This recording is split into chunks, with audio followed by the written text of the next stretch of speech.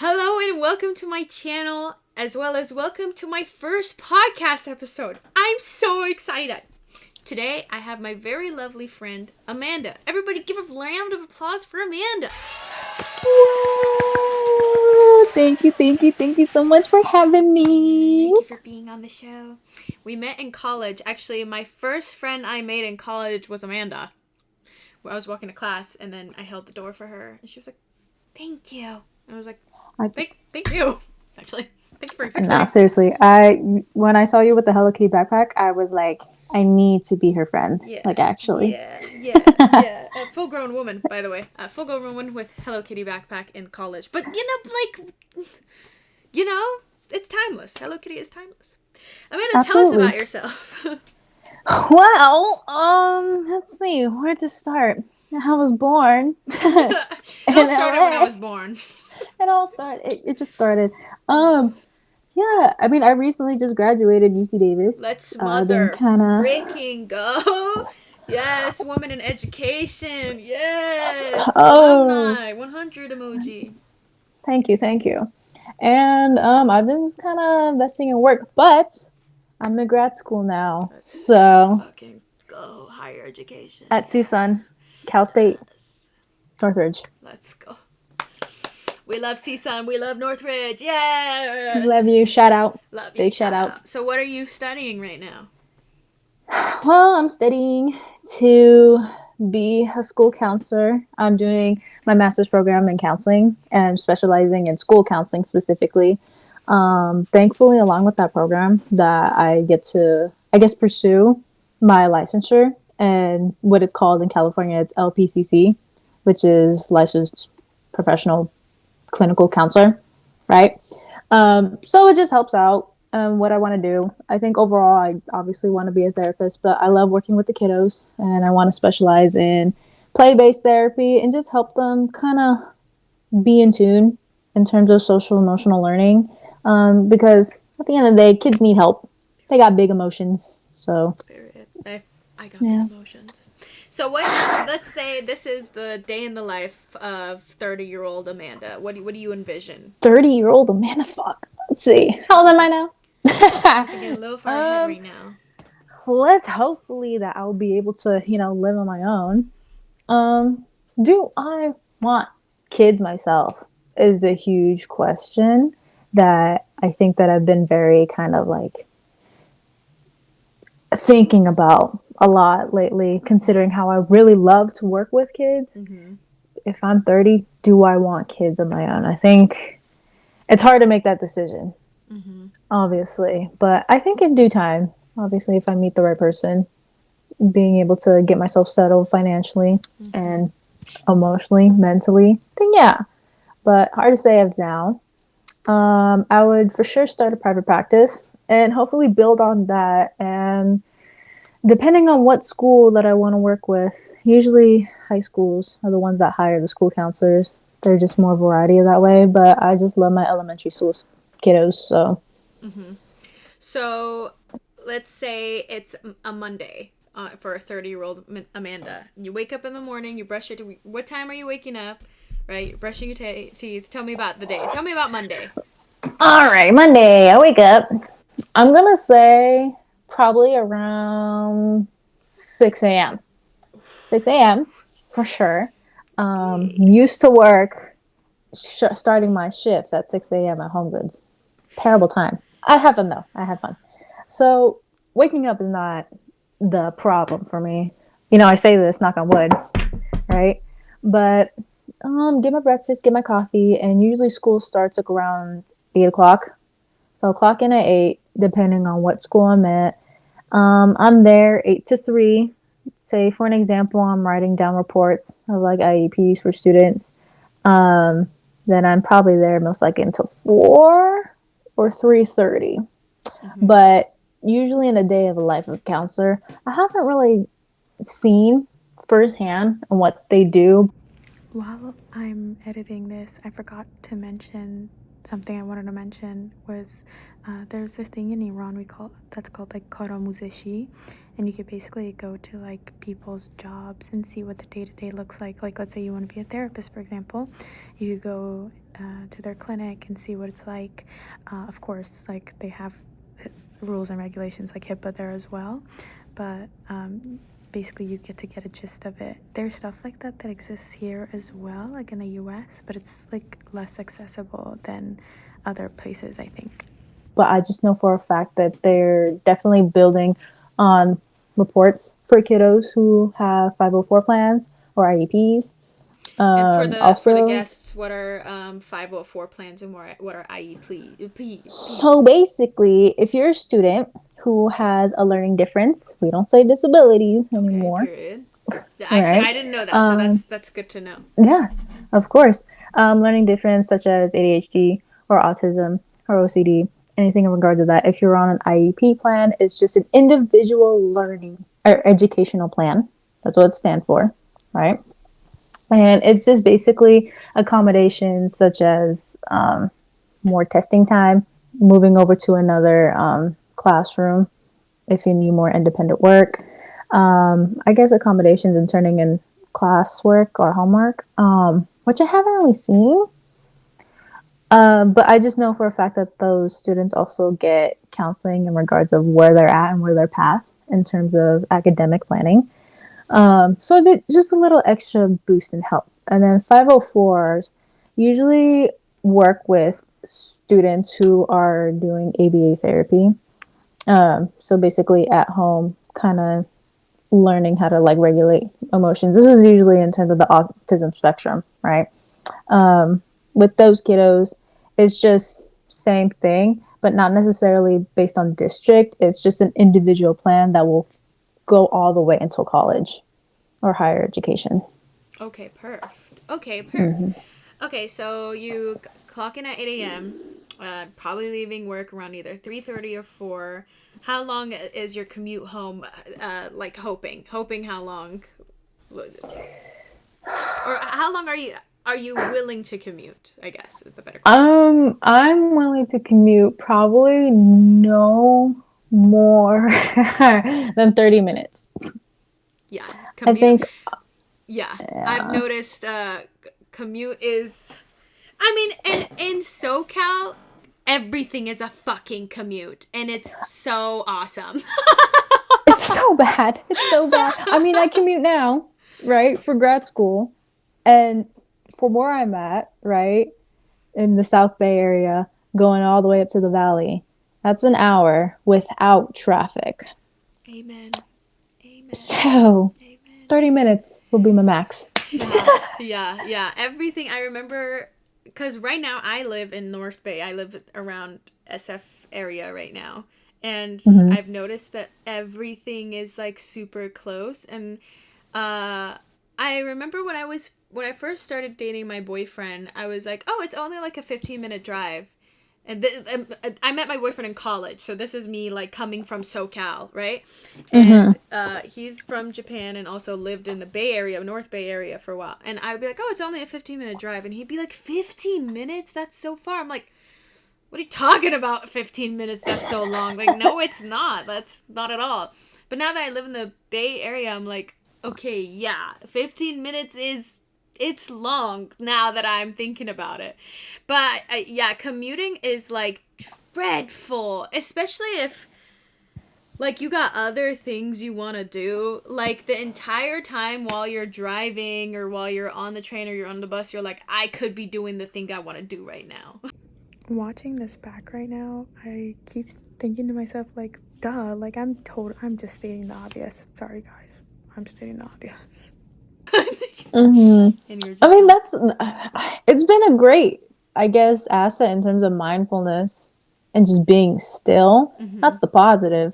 But no, yeah, if I say I want to be a mother, I got to get home to my kiddos. Yeah, literally, I, and I in the get, same way you get off work from, which is out of school at like let's yep, say 3 or 3:30. So are your children. Like how you know what I mean? I always think yep. like in terms of like picking up your kids from school. How do people do? What jobs are people working? What are they doing? Like, how can they pick up their kids on time? That's, I mean, I guess times are kind of changing a little bit, but when we were like in school, there were still, I mean, I don't know. I mean, I'm just speaking for you, but there were still like what stay-at-home moms, especially in like the SoCal and Latino communities. It's not uncommon for the moms to be stay-at-home moms, but in this economy, absolutely. I don't think any mom is a stay-at-home mom anymore.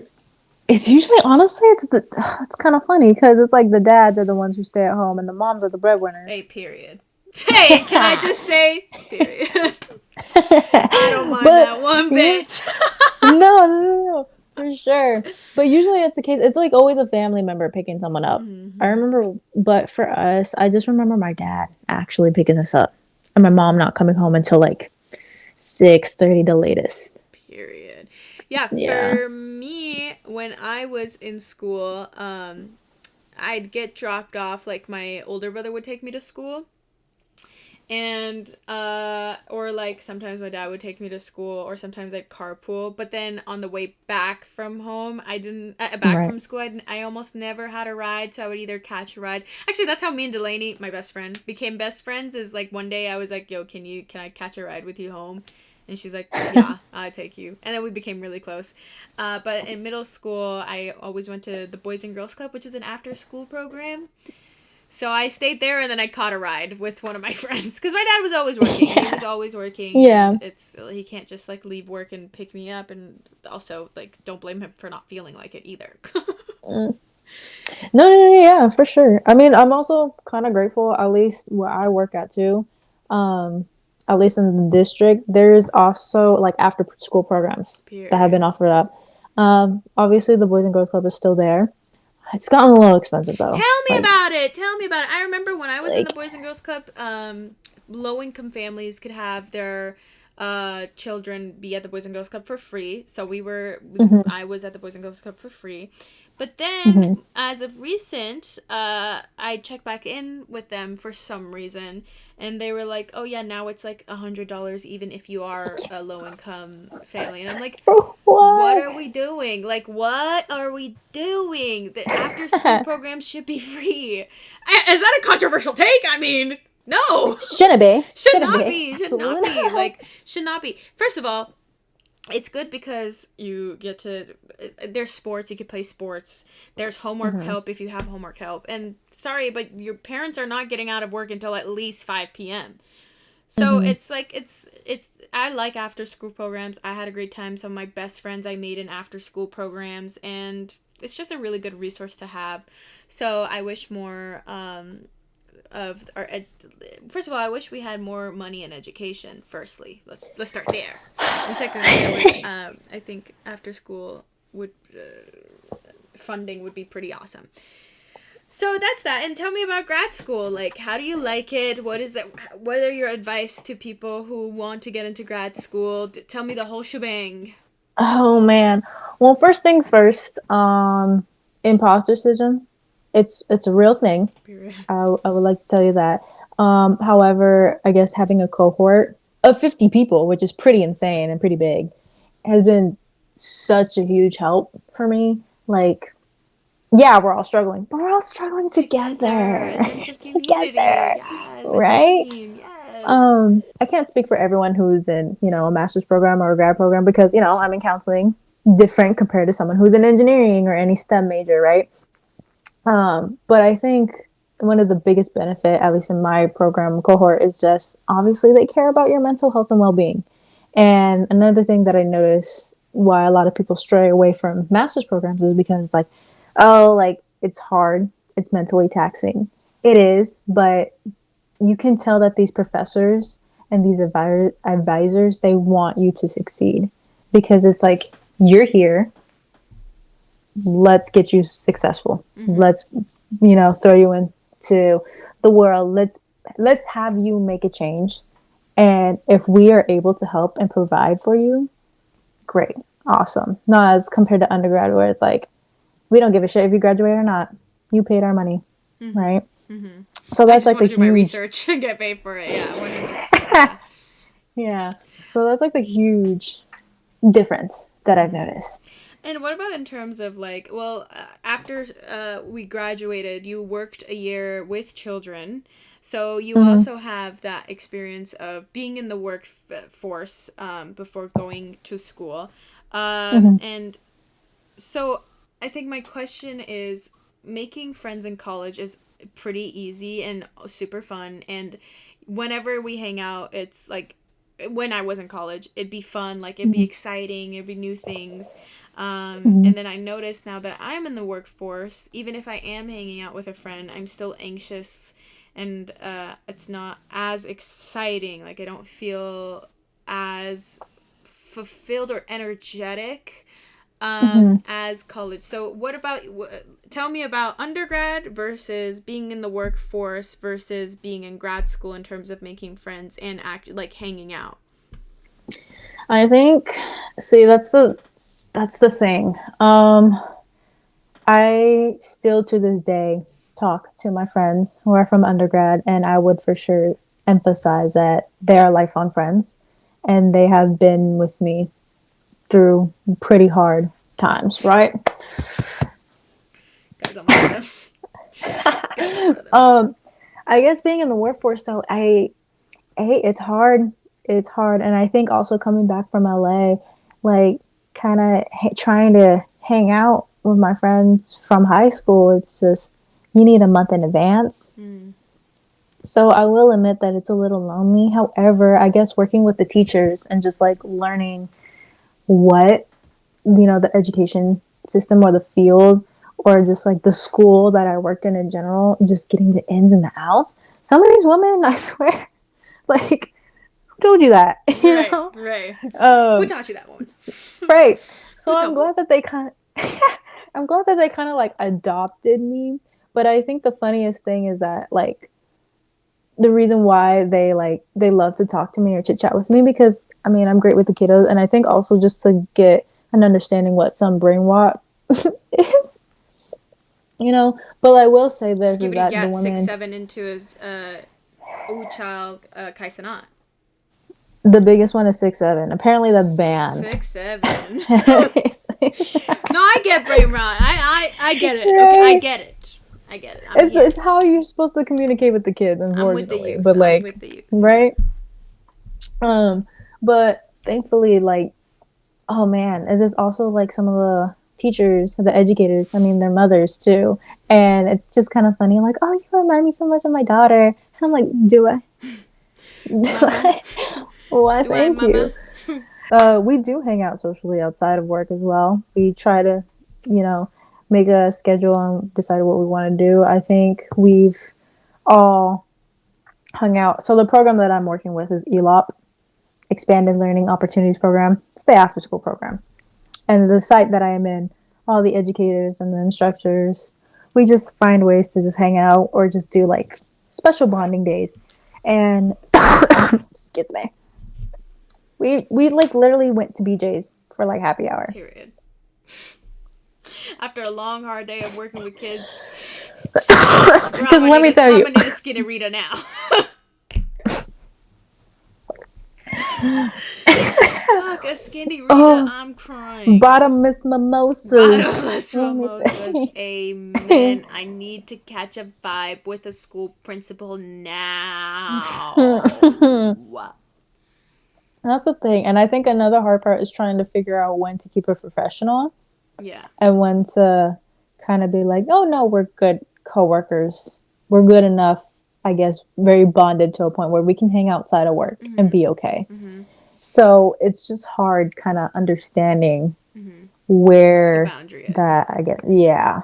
Yeah, I saw this tweet one time where it's, well, I've always had a strict don't make friends with your coworkers policy. But I think I had that strict policy for part-time workers. I think when you are in full-time... Oh, I saw the story. Again, I completely forgot to mention the tweet. But the tweet is like, your coworkers are not your friends. Do not trust your coworkers. And like the whole thread was people like shitting on the idea of making friends with your coworkers. And I agree with that to some extent. I do think that most people at your job are like, they're not your friends yet. But I also think that that's a very pessimistic way of thinking about things. Like it or not, you're going to spend the majority of your time with these people that you're working with. So you either have a good time with them and try to form some genuine good connections, or you're going to feel very unfulfilled at work. So I think having a good team and liking your team and making friends with your team is, for me, that's something that's important. That's something that I think I need. It's essential. I think Ultimately. 100%. I think I also need to. I don't think I could do completely remote, like in terms of a job. I don't think I could do completely remote, and I also don't think I could do completely on site. Like, especially if it's a Monday through Friday, 8 to 5 or a 9 to 5 situation. I think I would really benefit from a hybrid position, because commuting every day to work is exhausting, and it's like, okay, now I have no time to do anything else that I want to do with my time. But also I need to see people, and I need to speak to people, and I need to meet new people. Otherwise I'm gonna go crazy. But that's me. I'm a very extroverted person, and I really benefit from speaking to people. Some people don't. Some people really like their good own time and like being remote. And some people would love to be on site every day because it makes them get out of bed, and it makes them, be productive in that matter. So I think for me, the sweet spot is hybrid, and I think actually a lot of people would really benefit from that. But again, most jobs are not like that, unfortunately, right now. But I'm applying to grad school again this year as well. So hopefully next year we're both students. This time next year we're both students. I'm praying. I'm praying. Yes. Right. Absolutely. Grad school's fun, and I can hope and pray for you. Thank you so much. If you need anything, please. I could be a student for the rest of my life. I always say this. If I could be a student for the rest of my life, I would. Nothing is more joyful for me than to be in a classroom and chit-chatting with a professor. Professors are some of the dopest people alive. I have to admit. Like, I'm on texting basis with one of my professors because she's freaking awesome. Like, I love her. So my other professors love to chit-chat with them, catch up. They have so much knowledge, and they are so funny. There are some professors that don't care if you live or die today. But some other ones are so memorable and, I would say impactful to the rest of my life. Absolutely. I mean, at the end of the day, like, the professors are people, and that's the thing. They want to see you succeed. Period. And that's why I'm praying that you do get into grad school, because let me tell you that these people will help you. Please, Lord. Please, Lord. I can't not be in school another year. Okay, so that's grad school and career in terms of you and your future. Wishing you the best in terms of Godspeed. You're going to do amazing at school. You're going to get perfect scores, and you're going to have that future that you're envisioning for yourself 100%. Amen. Hello. Thank you. Okay, let's move on to the next topic. Tell me about your love life if you're comfortable. I'm not dating anyone. You heard that, guys? I like to say this. I am available, by the way. I like to say this. I'm happily single for about 2 years now. Wow.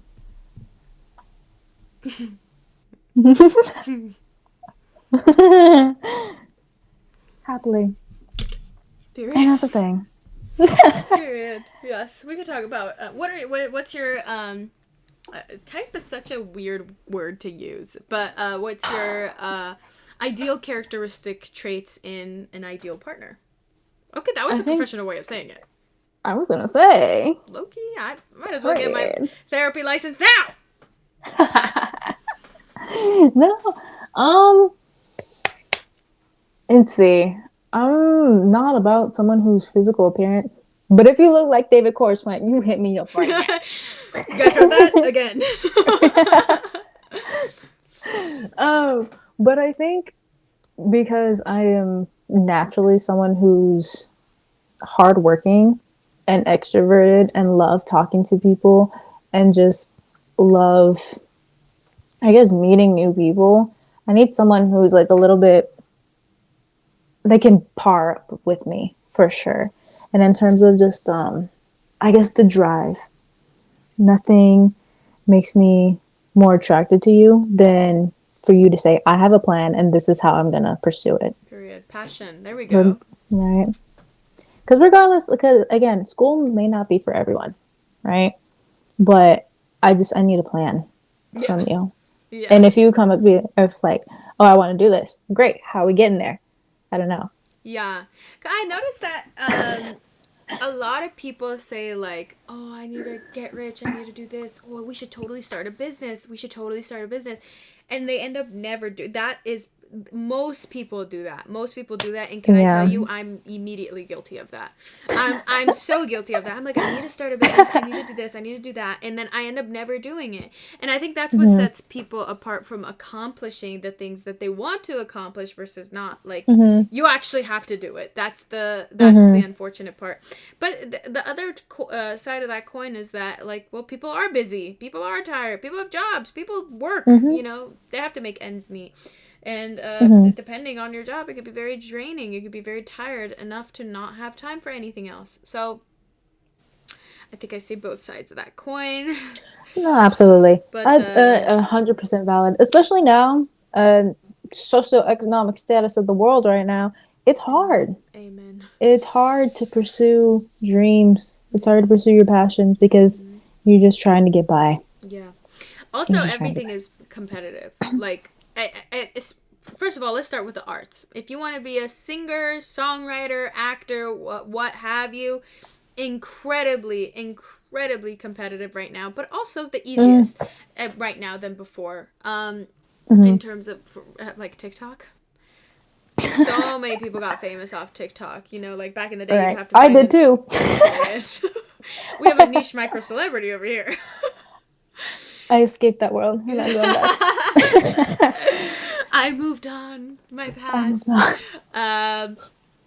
Yeah, so it's super competitive. I mean, like right now I'm trying to do podcasting. Girl, get in line.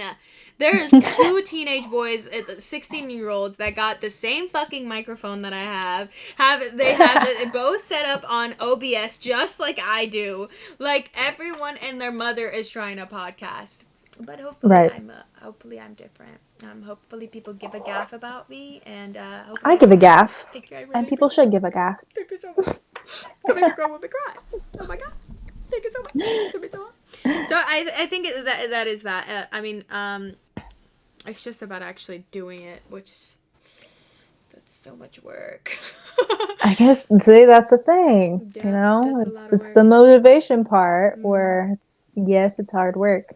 Yeah. Well, but that's interesting that you say you want a partner that kind of matches you in terms of, like you said, you're outgoing and you want someone who could keep up with you or like at least try to match you.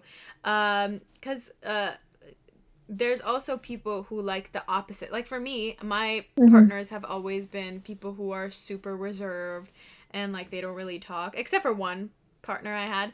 But everyone's like super reserved and they like their own time. And I think for me it's that balance because I'm so crazy and I'm so loud. It's like the opposite. But to be honest, most of my friends are introverts, and they don't really like to socialize as much. But I think introverts are some of the funniest people. Some of the funniest people I know are introverts, and they just. Their one-liners especially. Oh my god! Like I'm cracked up. I'm cracking up for a week. They can just be standing there and then I'm cracking on the up. floor. Hey. If giggling was a crime, lock away the keys. Lock away the keys. Oh, on a serious note, if I were to ever go to jail, I think I'd have like a bad panic attack. So you're not going to jail. Happens. Hey, we're not going to jail. That's not happening. Oh. All right. Oh, okay. Oh, now I feel better then. No need to panic. Yes, perfect. Okay, so you want someone who's what are some big no-nos, like what in terms of a partner? What's a red flag? But the like stuff that's like it's stupid to have a red flag. For example, let's say something as stupid as like I would never date someone who has mismatched socks. I would. That's the thing. Ken's That's the thing. socks are always I mismatched. think mismatched socks are kind of cute. Sorry. Do you? Do you? Okay. I can't have my socks mismatched personally. Really? If I do, so here's the thing. Let's say I just did laundry and one of my socks is missing. Like I have a pair. I put pairs together. Let's say one of the socks is missing. If by the next 2 load cycles I don't find that other sock, I get rid of the sock. Because I want my match. I want my socks matched. You threw away the R friend is what I'm hearing. Yeah. Yeah, sorry. You don't belong. Too bad, so sad. Boo. Bye. Yeah, sorry. Drop kick it. Bye. Yeah, literally. Sorry about that. Figure it out. Should have had your partner. Oh, man. Right. Oh, man. I think the biggest thing, I think is because I'm so, in terms of like emotional vulnerability, if I were to come up to you and be like, hey, you did this and it hurt me, and for them to kind of flip the script, I didn't think so, or okay, but like, Sorry you felt this that is way. how I saw it. Oh! Oh my god! Oh my god! Oh my god! Let a bitch say, sorry you felt that way. Oh, I'm gonna shoot something. I'm gonna shoot something. I'm kicking your ass out. I'm sorry. Like, Oh we're my done. God. Right then and there. I'm sorry you felt that way. Oh, I'm sorry my foot is in your ass. Oh, actually, I'm sorry I'm gonna physically hurt you. Oh. What'd you say? Oh, I'm sorry that you got physically hurt because I hit you. Sorry, how about that one? Right. No, for real. It just, I can't deal with that. And I feel like I fear that I've been with too many people in the past who have said that to me, and I just kind of let it go. Guys, only I was because there, by the way, when she dated these people, and by the way. she was. Yep. And it's like, okay, now I got to cater to you because now you feel bad. Yeah. Oh, that's the worst. And it's hard. And it's so hard to recognize that and to set up that boundary with yourself. Yeah, it's hard to stand up for yourself in that moment. Yeah, It's so absolutely. hard. Because, I mean, hey, this is a deeper topic. For my case, I think I kind of have abandonment issues, and in the back of my mind, I'm like, if I do something that they won't like, then they're gonna leave me, and I don't want them to leave me. But that's like a recent thing, though. I think back in the day when I was a little bit more heartless and a little bit more young, I kind of never cared if they left or not, because I'd be like, whatever, I can get another you in a minute. I can't. Anyway. But I think I feel that more with my current partner, even though, like, it's not like he's gonna leave me over something petty, and it's not like he does that situation where he flips the script. But for me, I'm like, oh, I better not do this because he's gonna leave me, or I better do this, otherwise he's gonna leave me. By the way, he's never, like, made me feel like he's never done anything for me to justify those feelings. It's just my own insecurity and my own, like, notion of, like, he's gonna leave me. So, I don't know, we kind of went off topic in terms of that, where they flip the script, but it is also hard to stand up for yourself in that moment because it's like retaliation. Like, nobody wants the retaliation. It sounds kind of awful and scary and like authoritarian, but some people will do like retaliation, like the silent treatment. Sorry, that's retaliation. People do that all the time. People retaliate in ways, and like, we have to admit, sometimes I'll do something petty to be like, you know what I mean? Like, even if it's something small or... It's human. Hey, we're not perfect. We're not perfect beings. We're gonna get upset. Except for us in this call. Oh, you're right. You're right. I think we're fine. I think it's okay when I do it. It's okay when I do it. It's okay when you do it. It's okay when I do it then. You do it. Yeah, so... All right. I think we're fine. Well, now that I think move about on. Moving on.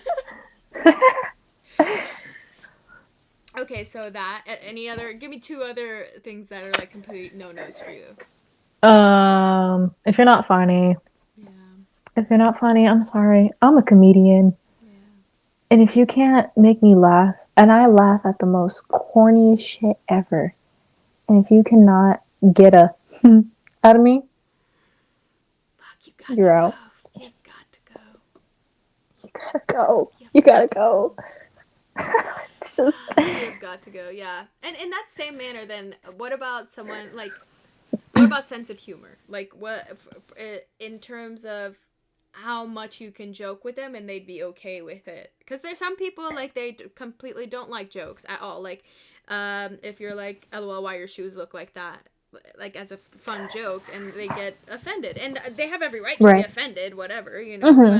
But gotta find someone who matches your freak in that kind of aspect. So, what level of like sense of humor do you think is the cutoff for you? Any misogynistic Yeah. or, racist jokes. I mean, here's it's kind of hard. It's really hard because growing up Latina, right? Playful banter or just, I guess, commenting on people's appearance, even if it's like a joke, it's normalized. So I think that's why it's like, for me, I can take it and I wouldn't realize that it's an actual insult. Hence why I joke a lot, in which I gotta put myself in check and hold myself accountable as to, like, I can't reciprocate that if someone who hasn't grown up in that aspect, I can't necessarily exchange that. And I will admit that in the past, that when I dated this guy, I made like some kind of joke. I totally forgot. But he just got so offended. And I was like, "Oh, I'm sorry." And he was like, "It's fine." Ooh, sorry. Uh-oh. Sorry. I'll be better. And the problem is I don't even remember the joke. Yeah. That's the problem. That's the Often problem. case, we try to forget. Yeah. I know if I'm doing something embarrassing, I'm doing everything in my power to forget that I did that. Sorry, what are you talking about? I never did that. What are you Right. talking about? Yeah, no, Right. I see what you're saying. It's just I don't know. That's the problem. It's just that I don't know The threshold. where yeah, because like I said, it's been so normalized growing up. And to be honest, if you can't dish one out either, you're gonna get picked on. You're the target. Yeah. Hey, don't shoot if you can't handle the smoke. Sorry. Exactly. Sorry. I say that, but sometimes I can't handle the smoke. Sorry. I'm sometimes pretty sensitive. I have to admit, like, calling, what's the saying again? Who cares? But I'm definitely, like, sometimes I'm pretty, and it's like stupid stuff that I'm sensitive to. Like, Yeah. there If are someone things. comments if someone comments on my toes, you're That's done. funny. Okay, so the toes are okay. By the way, I don't think I've ever noticed a weird toe on you, but that's not like No? Okay. well, I'm staring at your toes every day. This one looks a little. We're done. We're done. Yeah. So I have to admit I can't dish sometimes. Okay, so the sense of humor, they have to be funny, and they have to have, and what's the last thing that's like a complete no for you? No. Bars in hell, let me tell you. Just kidding. Okay, hey, the It, economy's crashing at this point. So right. are our I mean, standards. the basic, don't cheat. But like, honest to God, though, that's like in this. Well, I mean, that's always been like this, but like, for some reason, that's such a tall ask. That is true. For some reason, Even like micro cheating, yeah, if that makes sense. yeah, Like, you emotional knowing that cheating. you're not supposed to be texting someone when you know that your partner will get upset. Yes. I'm sorry, but that's cheating. If you're too afraid to tell your partner, there's something, like, then don't do Yeah. it, that Yeah. unless, whatever, of course there's nuances to everything, Mm-hmm. but that's a good general rule of thumb, is like, if you're too Yeah. afraid of telling your partner, dude, maybe stop doing that.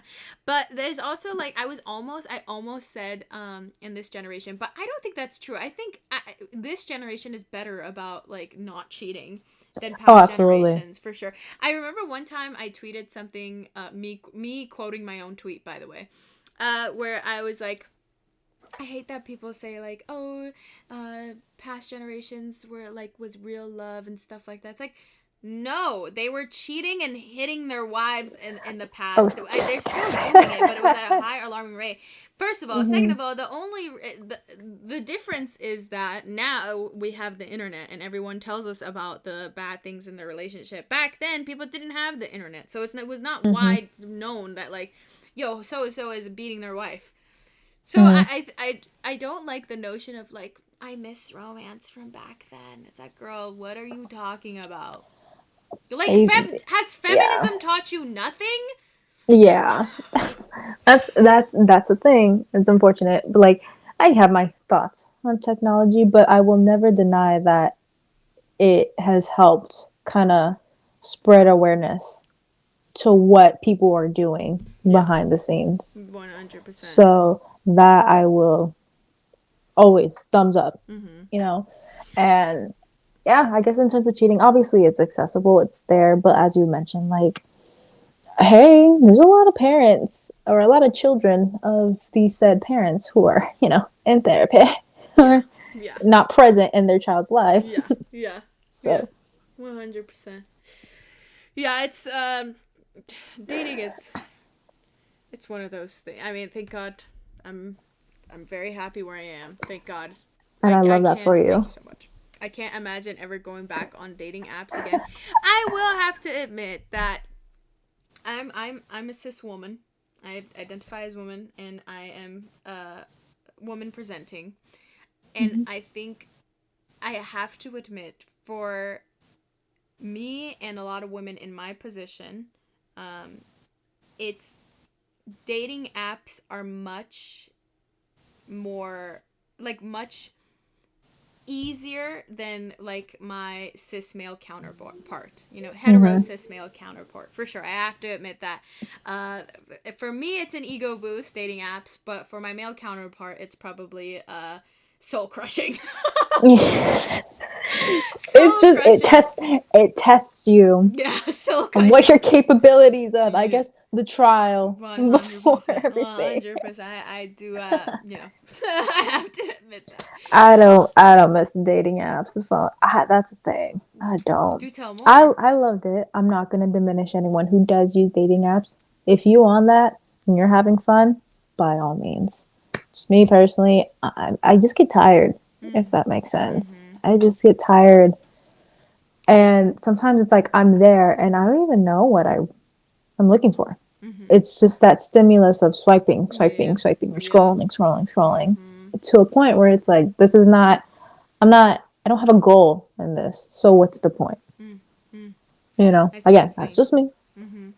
But I was on dating apps heavy. I was an avid user of dating apps.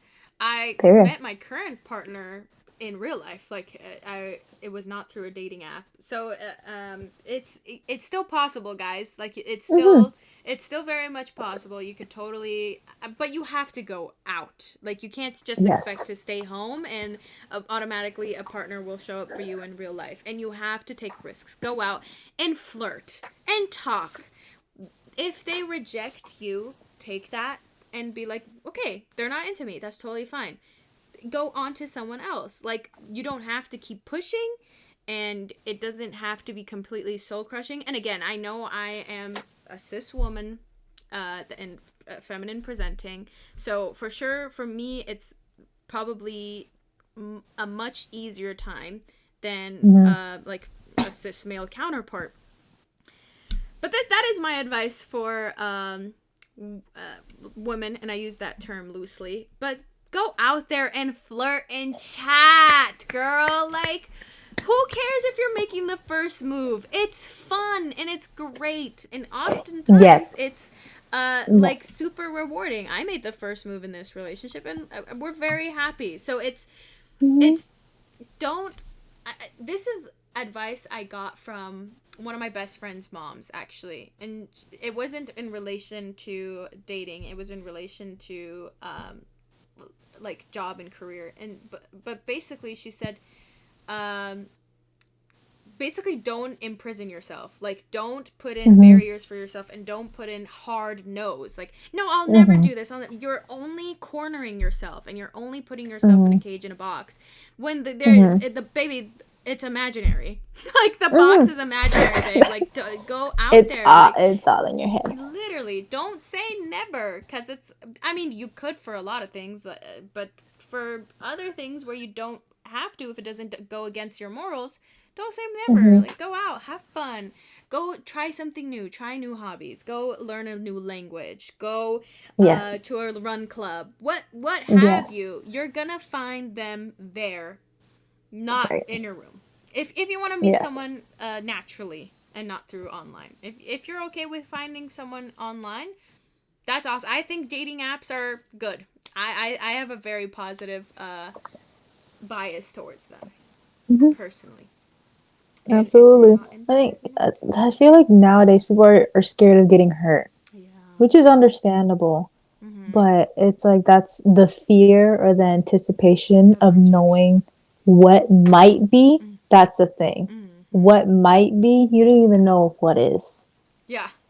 Yeah. So it's like, let loose, have fun. This is your life. Enjoy it. Obviously, be safe with it. Make good decisions. Mm-hmm. But it breaks my heart or it pains me to see kind of people just, I guess, also talk shit or talk Yeah. crap about dating in general, or how like these people are just, oh, these women or oh, these men, Yeah. and just having at each other. And it's like, guys, Yeah, you're it's boxing not like, things, and it's like just have yeah. fun. There's so many people that have so much to offer, and Mm-hmm. like I think out of most people I've met, 90% of them has a trait about them that I like. So even if it's just something that becomes a friendship or an acquaintance or whatever, like you're gonna find something that you like about them. So why not try? Why not learn something from them? It's it's totally fine. Having a fear of rejection is valid as frick. My fear of rejection is strong, like all the time. I don't want anyone to hate me. Mm-hmm. Um, but unfortunately, it is one of those things where it's like, at the end of the day, it's bound to happen. You're going to get rejected one way or another through whatever means. So if you just accept that as a matter of fact in life and something that you don't have control over, it makes things easier. There you go. My thing is this: if you're scared, then do it scared. And It's not I need to take invalidating that your advice though, fears low or your, key. I need if to your take fear is anticipation, your feelings are valid and how you feel and how you behave is real. Don't deny that. But at the end of the day, you're only just blocking yourself from something happening. Yep. I guess in terms of the Latino community, guys, we're in trouble. Do tell more. I'm not in the Latino community, so I will let you take the stage. I guess also what's going on and happening in LA. It's hard to admit that I guess things suck right now. And I think a lot of people are also just trying to play it off or trying to ignore it. Or if they want to consume that media, it takes a toll and it really impacts your identity and who you are as a Latina Hispanic.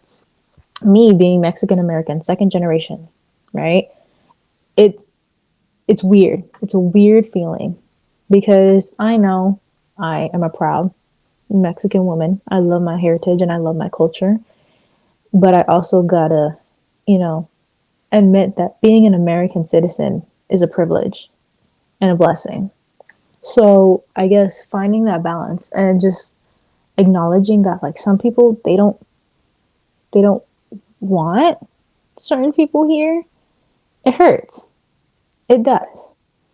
And sure, I understand your point of view. I mean, being a counselor, my challenge to myself is to be able to understand all perspectives and to sit and listen through curiosity rather than, I Judgment. guess, hate, judgment, right? But you just can't help sit and wonder and just really think of like, why? Just why? It breaks my heart because even within our youth, there's a thing going around Yeah. on TikTok or like that's being known of anti-intellectualism in Do tell more. I Latino don't know about youth. this. I don't know Yeah. about this. Educate me. So basically, how a lot of Latino, specifically men, right? Men identifying, men portraying, cis men, they don't want to pursue higher education because it's a waste of time. It's a scam. Compared to women, however, hey, percentages has skyrocketed. Period. I guess 4 years ago, 5 years ago, that percentage of women, Latino women having PhDs, or what was it? Not PhDs, master's degrees. It was 5%. Now it's 8%. Oh, W. So pains me because I guess a lot of men they don't want to pursue that doctor. They don't want to pursue that master's degree. They don't even want to pursue that associate's. They say, if it's not gonna make me money, if I don't see the money physically here, what good is it? And I think because of that, people downplay on education in general. And to me, obviously, knowledge is power. So it it doesn't help, I guess, our community as a whole, because that's, I don't want to sound like philosophical or sound like a crazy person, but like, Please do. hey, the government's trying to silence us within our knowledge and within our culture. And I guess it's like, why put ourselves down when at the end of the day we know who the real enemy is? Let's just keep working hard. And if we can't work hard in an academic or intellectual level, then at least be supportive. At least be encouraging. Yeah. You said the government is trying to silence you and things of that nature. Can you talk more about that in terms of, just talk more about that if you can. If not, we don't have to. No, you're good. Was recently, I think there is a bill passed where Trump administration is cutting funding for Hispanic and Latino, I guess, I wouldn't say catering, but like funded colleges. And Dreamers, that's is that my, the Dream Act? He's defunding I Dream? think so. No. I think so. And I think, and lo and behold, my college is part of that. Yeah. So For sure. it's guys, you know, even the media too, the algorithms on TikTok, knowing that it's Hispanic Heritage Month, guys, it's our job to make it known. And that's the thing. When I say make it known, I'm not saying it's our month, you should be quiet. It's just more of like, let's show acknowledgement of how long it took for us to get here, and considering on what's going on in the world right now, it's important to know why we are here.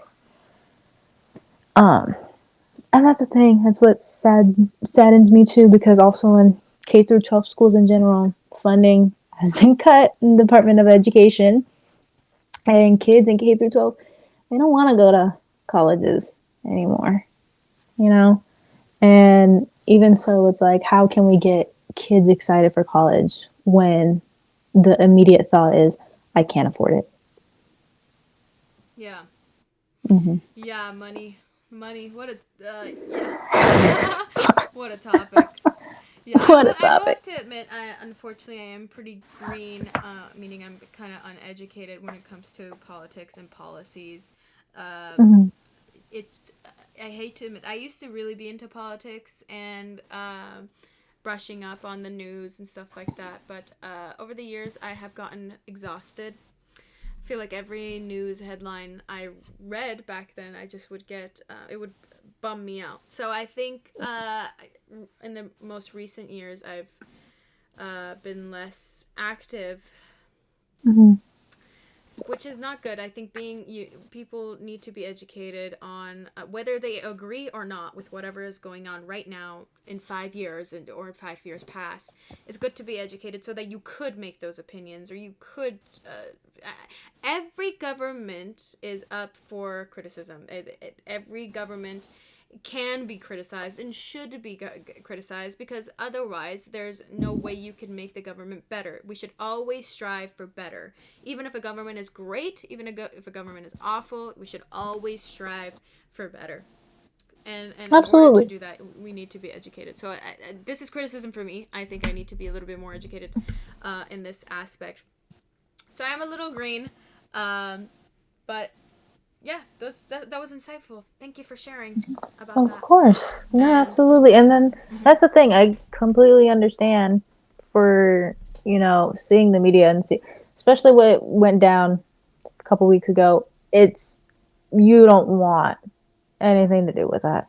Absolutely not.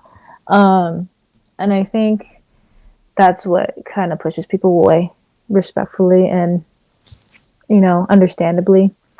Mhm. I just, I encourage to educate and to just at least learn, because at the end of the day, knowledge is power. And even just being able to sit with someone who doesn't have the same worldview as you, and just to sit with them and just build off of curiosity rather, like you said, judgment, that alone itself is progress. Facts. Facts as fuck, dude. We're like kind of philosophical, low key, like six, All seven. right. Sorry. I want to add a segue here, but I haven't really found anything good enough, so this is the segue. The next topic is heartbreak. Heartbreak. Fall in love again and again. That's I. Can I say that Charlie? She ate that. She's absolutely right. People are like, I hate the notion that like, oh my god, I'm passionate about this. Sorry. I hate the Please. nonchalant like. Oh my god,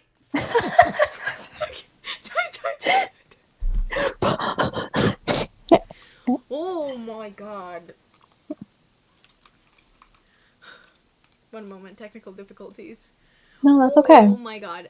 I cannot stress enough. Oh my god. How much I hate when people are like completely like detach yourself, like be nonchalant, like don't give into anything, like don't show your true emotions, don't be vulnerable with people, blah, blah, blah, blah, like protect your peace. Blah.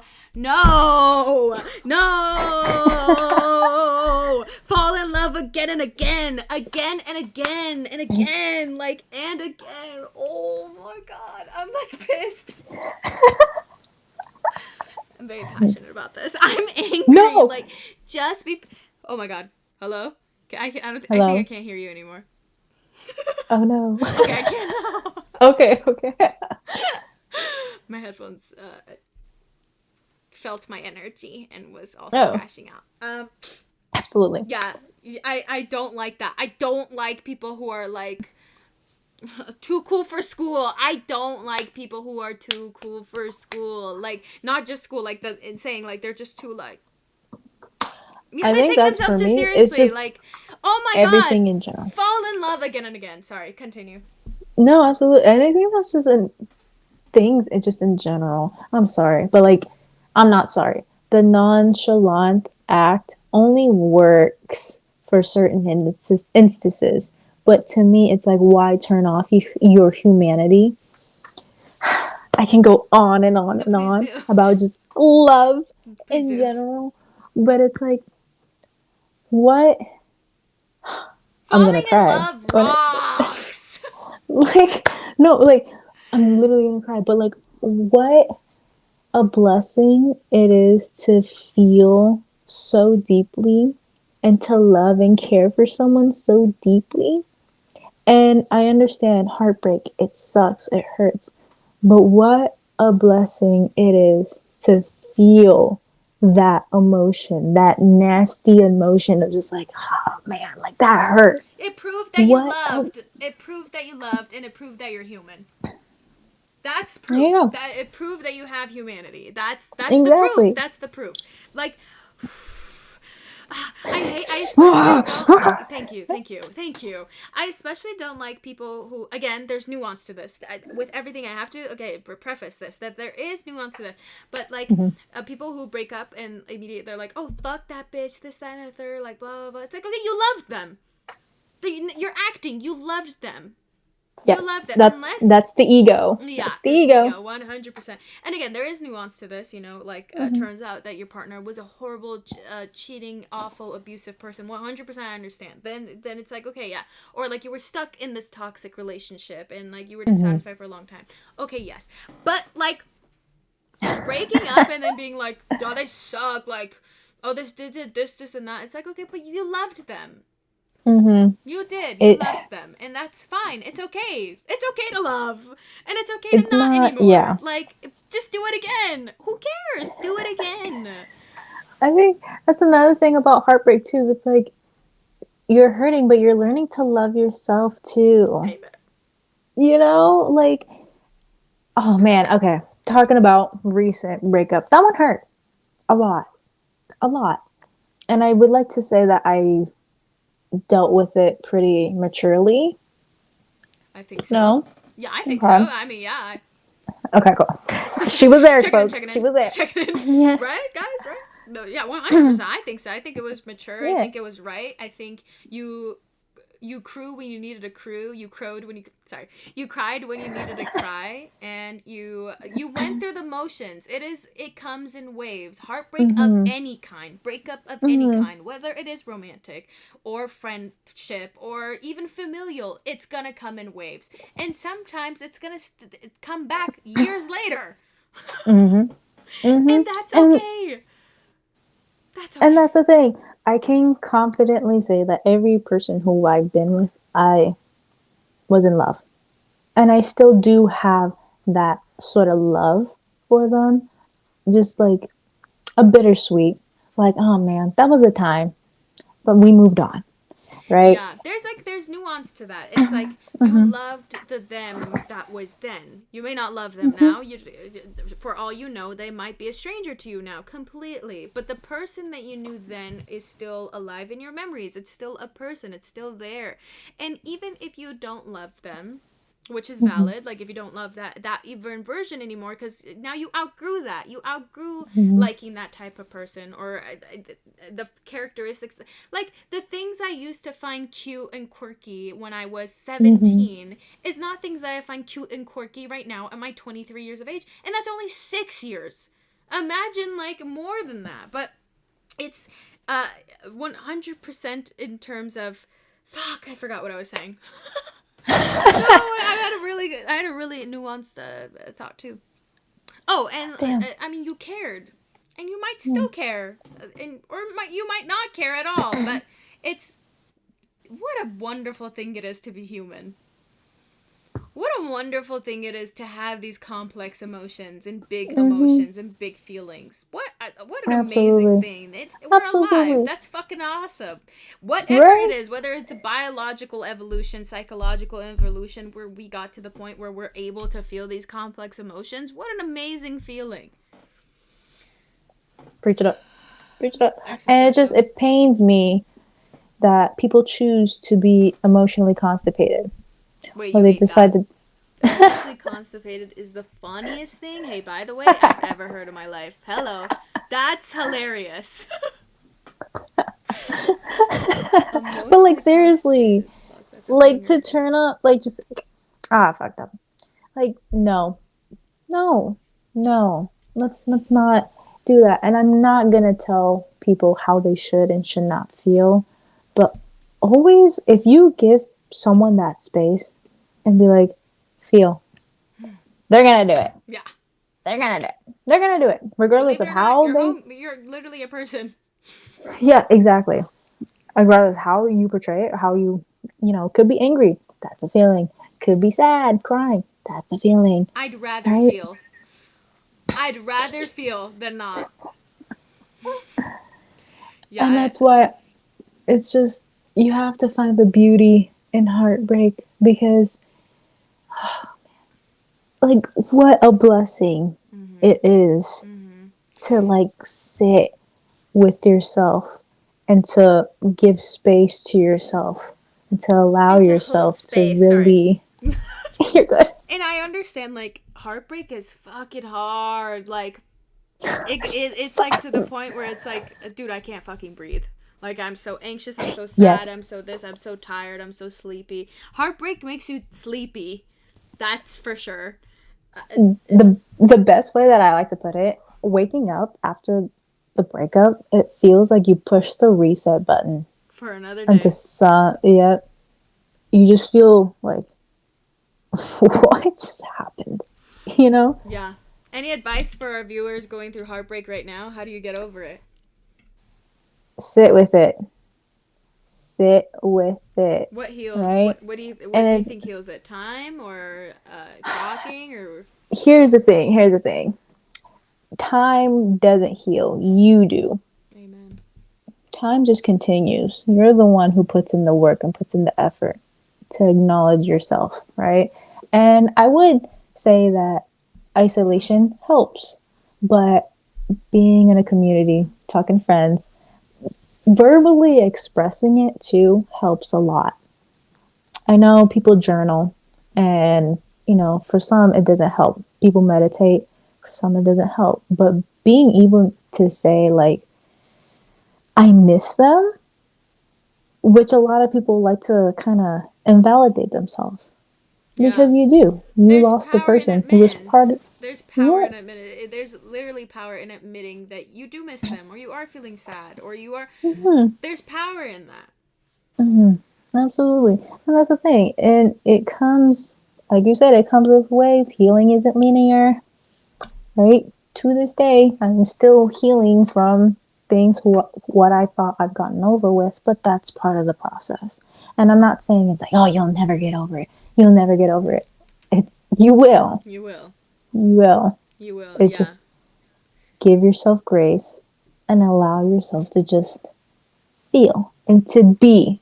Because I know when people are put in uncomfortable positions, they want to figure out a way out, and their brain just we like to try to figure out what to do rather than kind of focus on what we're feeling. Mm-hmm.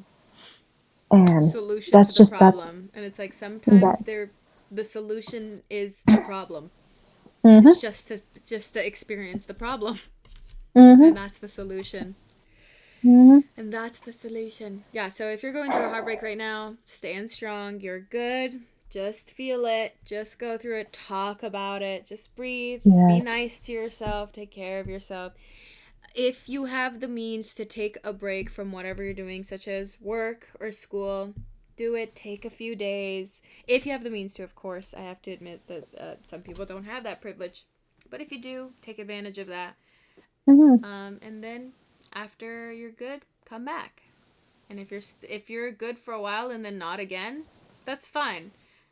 Mhm. It's gonna happen. One I thing my think. mom said that is kind of like, well, everybody says this, but everybody says this because it's true. My mom said everything is temporary.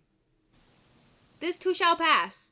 That there's a reason Mhm. that's a saying because it's the truth. Yes. Absolutely.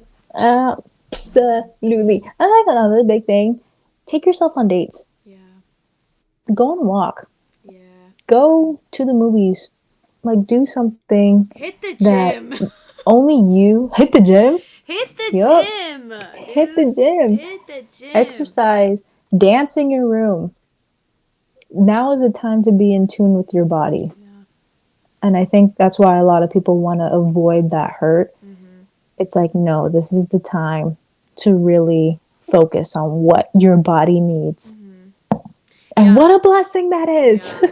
Yeah, absolutely. I used to work at for a while, and the boss or the manager of that location, we got pretty like tight. She's pretty awesome. She's a woman in her 60s. She's about to retire, but we got pretty Period. close. And I remember I was leaving to start my full-time job, and I had a lot of Mm-hmm. anxieties, and I had a lot of existential like thinking and crises or whatever. And Mm-hmm. she was like, I was like, I don't know, I just have these thoughts all the time, and I need them to stop. I don't know how to make them stop. And she's like, by the way, a woman well into her 60s. She's like, whenever you start thinking like that, immediately put some music and start dancing. Like it's as simple as that, and I hate Yep. to admit that it works. It works. So I was really surprised to hear that. I mean, like this is a Persian woman who has her life together in her 60s, and I mean, older people are becoming whimsical, and it's awesome. I Mm-hmm. think whimsy is awesome, and sometimes you gotta experience heartbreak with whimsy.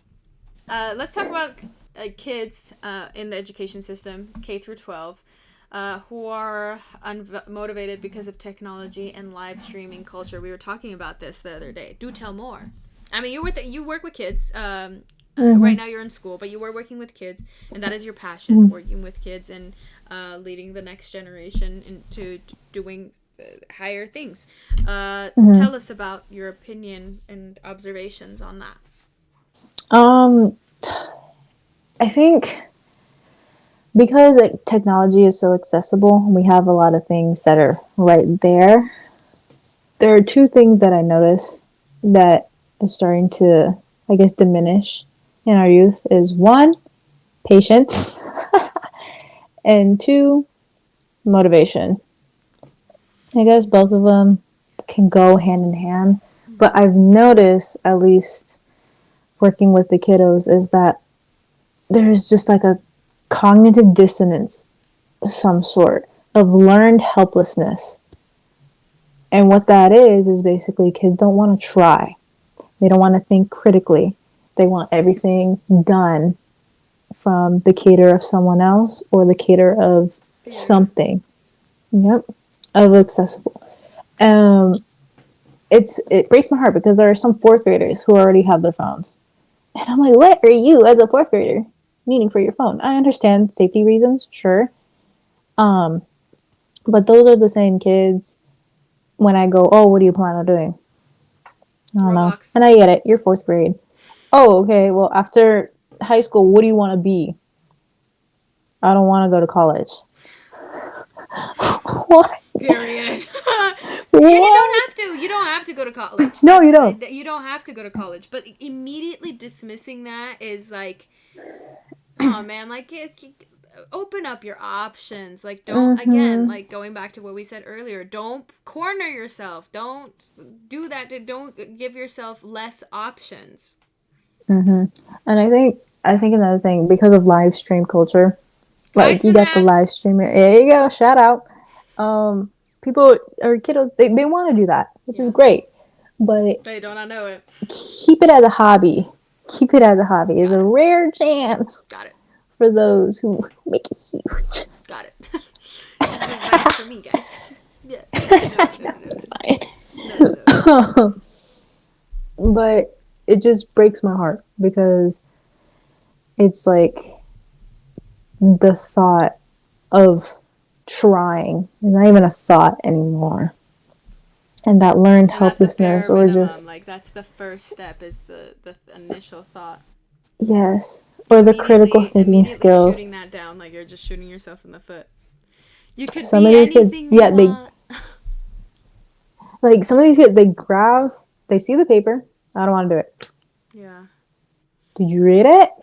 Did you? It's fun. You don't even know. Like I remember like getting like handouts in whatever, even middle school, where it's like they hand it out and it's like a bunch of multiplication and it's like, okay, do it as fast as you can in 2 minutes. Oh my god, that's so fun. Yes. Oh my god, that's so much fun. Like gamifying math.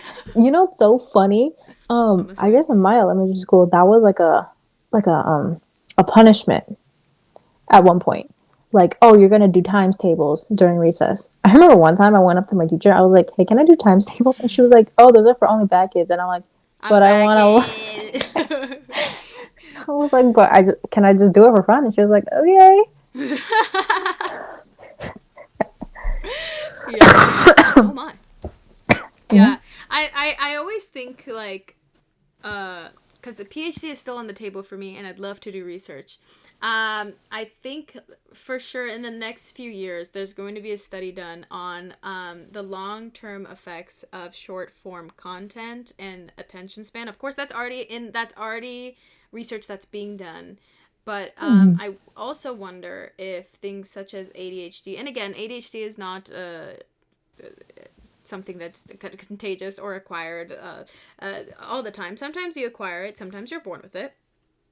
But I wonder what the rate. I mean, already ADHD is on the rise. At least ADHD prescription med is on the rise. Now, that could either be a flaw in our system, in our mental health care system, where therapists or psychiatrists are just immediately putting a label on you instead of trying to have a different approach, or if people's attention spans are getting less. But for sure, your neuron receptors, dopamine receptors are gonna be fried.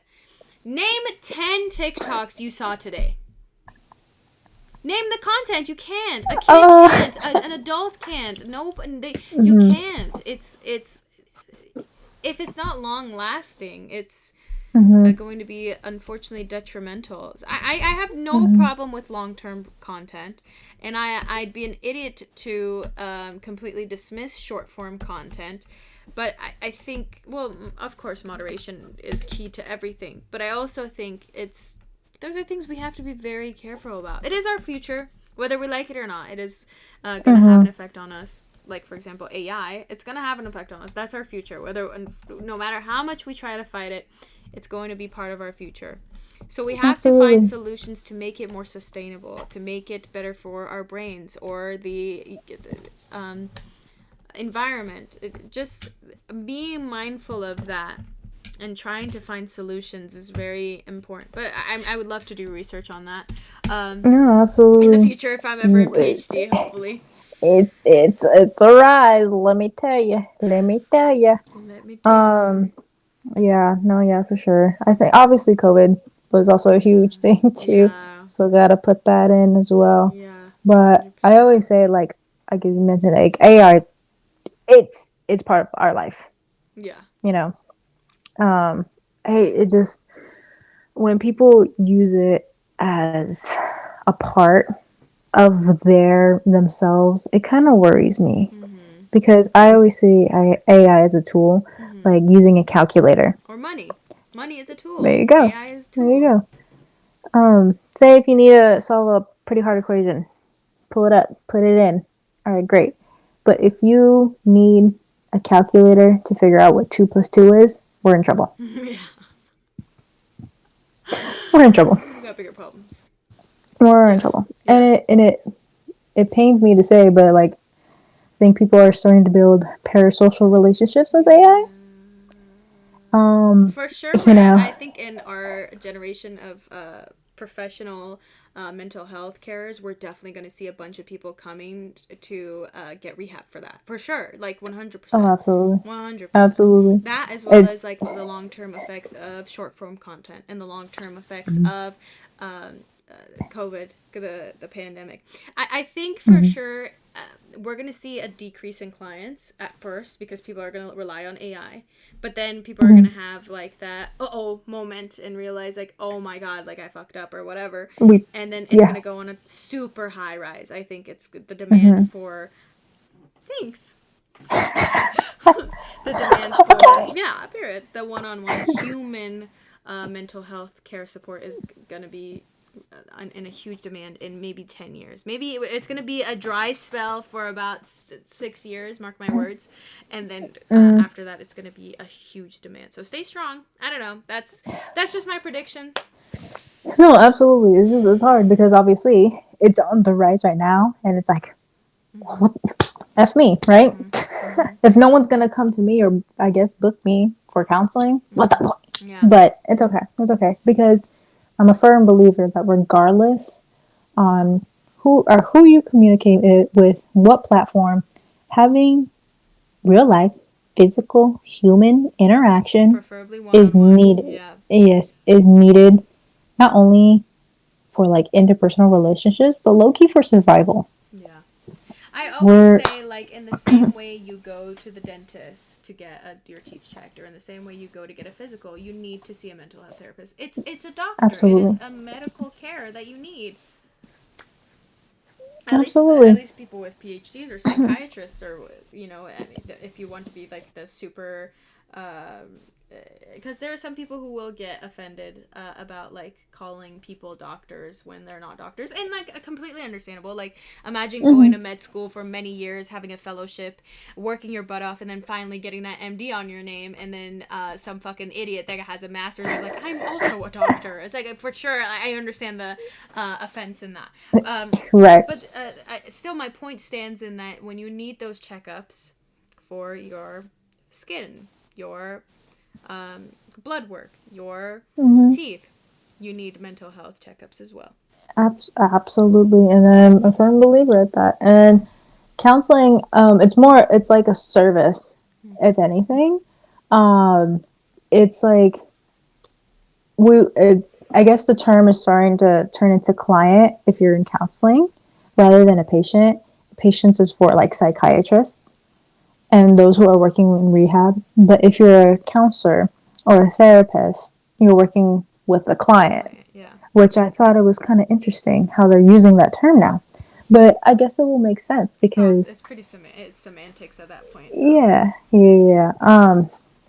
But looking into the books and just looking at what like the theoretical approaches in counseling and just the communication and the science behind that, it's like it is a huge necessity. And you're right. And it's like you said, the same way of going to the dentist, getting a physical exam, or just like getting a checkup. It's needed. It's needed. And unfortunately, you can't pull up ChatGPT, tell them about your relationship problems. It's not the Right? same. It's not the same. It's not the same. It's not the You same. can't experience that. Mm-hmm. Yeah. I try to be optimistic about AI because, like I said, whether we like it or not, it is part of our future. So Absolutely. I really want to be optimistic about it, and I really want to see the potential advantages we're going to have from the use of it. And I hope it stays at that. I hope there's not much disadvantage, and I hope that we figure out a way to make it environmentally friendly. It could be wishful thinking, but I can't be pessimistic in that aspect because it's our future. Absolutely. No, yeah. And that's the thing. It's like I'm never going to diminish people using it, especially like STEM majors or CS majors for coding. Like cracked. It's a cracked essential. calculator for sure. Yes, it's essential. Yeah. And you need that. I just fear of people kind of the line of when it's the human connection stays at human connection and the human connection using the tool. Yeah. You know? I think there was now that we're on the AI topic, there was a tweet I saw where it was like, I wanted AI to do my dishes and laundry so that I could make art, not that it would make art for me so that I could do my dishes and laundry. So yeah, that was my think piece. Anything else we would like to add to this conversation or topic? I think I'm good. Those are my 2 cents. Hold out your piggy bank, guys. Ready? Yeah, I'm ready. Clink. Thank you so much. In this You're welcome. economy. I gotta put in my You know what? Give me those back. Yeah. All right. Well, thank you so much for your time. Thank you so much for being here. Thank you for your insightful conversations. Thank you. I This was had a fun. great time. I hope the viewers had a great time. Let us know. Please like, subscribe. Let us know which of the topics resonated with you. And if you hate us, don't let me know. Keep that to yourself. I have very fragile feelings. Okay, thank you so much. Bye. Okay.